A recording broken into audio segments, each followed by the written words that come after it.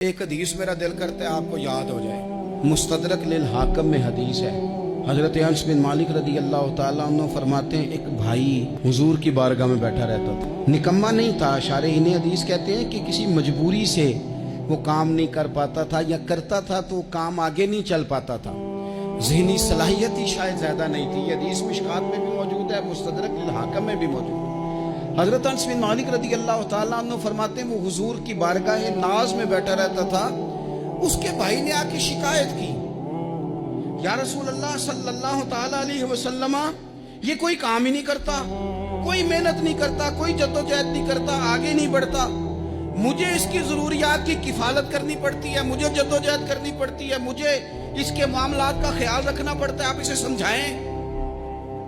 حضور نے بہت سارے لوگوں کو سمجھایا جو کام نہیں کرتے تھے۔ ہمیں سیاستہ میں وہ حدیث بھی ملتی ہے جس بندے کو نبی پاک صلی اللہ علیہ وسلم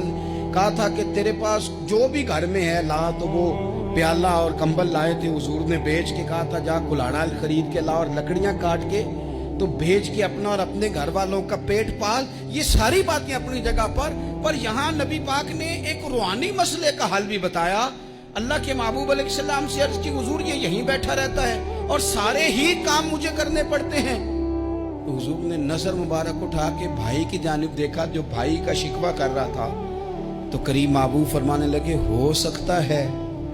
یہ جملے میرے محبوب کے، ان کو کہیں لکھنا، ان کی مٹھاس دیکھو، ان کا حسن دیکھو، اور بھائیوں کی محبت کے بیج جو رسول پاک پیوند لگا رہے ہیں اور جوڑ رہے ہیں، اور جس انداز میں بھائی کو بھائی سے ملا رہے ہیں، اس لہجے کے حسن کی مٹھاس کو بھی ذرا چکھ کے دیکھو۔ حضور فرمانے لگے ہو سکتا ہے رب تمہیں جو رزق دے رہا ہے وہ اسی بھائی کی وجہ سے دے رہا ہے۔